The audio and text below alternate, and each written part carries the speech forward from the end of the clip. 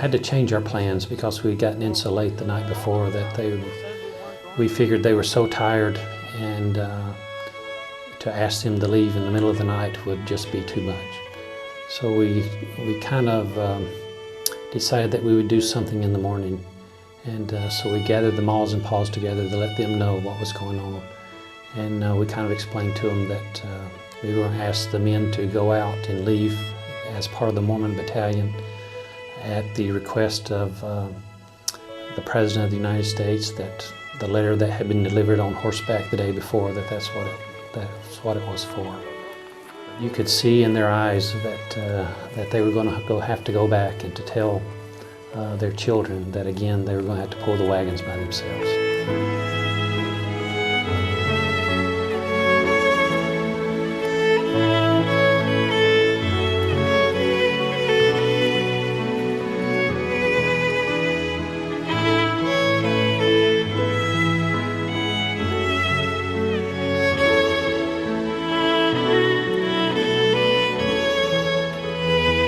You know, them not knowing how far they would have to go or what the plans were, and then to come around the curve and to see all the young men there,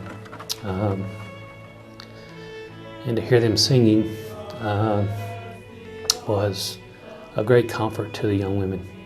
There were smiles on faces, and wagons kept going because we had lined the side of the trail, and I told them as soon as their group got there, fall in right on line and help your girls or get them off the wagon.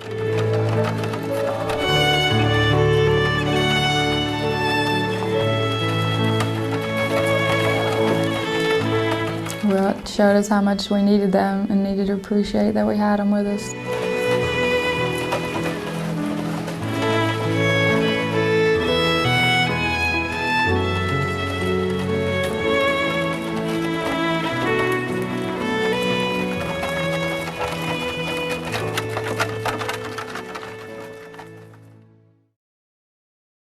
Well, when we were first discussing who was going to be Death and how we were going to handle it, we did start out thinking scary, and then we finally realized that death needed to be not a scary thing, that it needed to be just, it's a part of life. Well, I wasn't very sure about this to begin with, a little concerned that we were maybe stretching things a little bit to go this way, and I couldn't have been more pleased. Well, the purpose was to make them aware that death was always near the pioneers, that it was always close by them, and it was something that they had to deal with as they crossed the plains.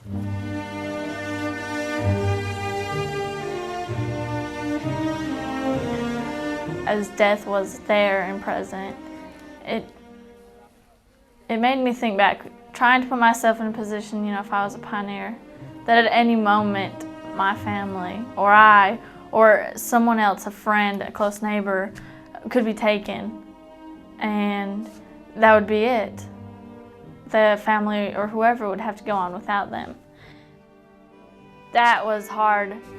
Well, I guess it was our first experience with death. You know, we knew that death was there and would always be present, and but then when she approached us and we did not know where she was going or what might happen, or the youth did not, and as she took one of the little babies away, I think the sister had said that she didn't really have very much emotion till she heard the shovels digging the grave.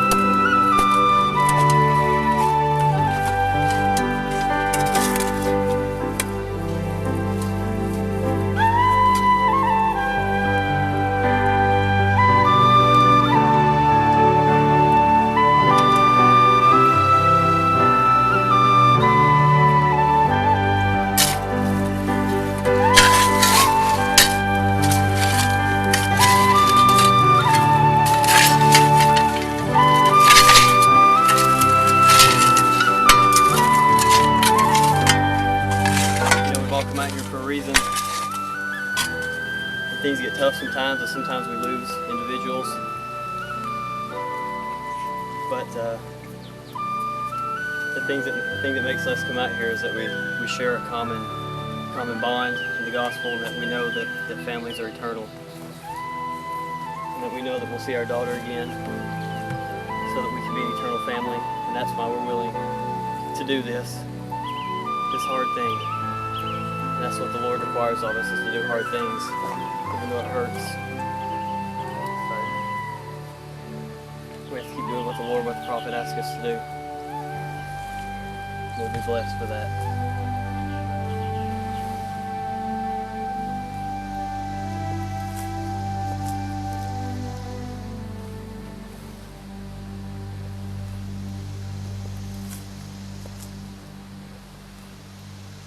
I read a story about a mother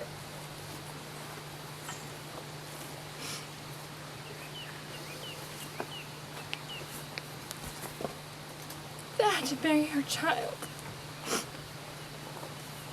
Sorry. And I didn't realize how real it was until I heard the shovel first hit the ground. I just want to say how thankful I am for everything that they did for us, the pioneers. And I know how hard they worked. And we have to work just as hard. My visiting teacher, Aunt Cherie, told me that, where is she? I don't know if I can say it quite right. When you think about the pioneers and how hard they worked, if we want to be in the celestial kingdom with them, we have to work just as hard. And I think today it's kind of showed how hard we've had to work. That's all I want to say.